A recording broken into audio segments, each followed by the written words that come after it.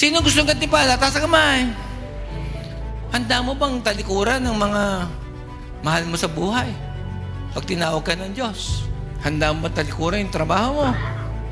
Eh, lalo ka pa naman, kariruman ka o karirmen ka.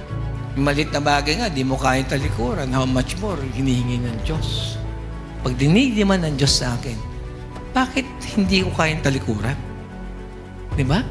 Masabi ng Diyos, pag tinalikuran mo yan, 100 times ang kapalit. Kaso, sa panahon natin ngayon, bihira sumusunod. Kailangan maraming mga itinerary.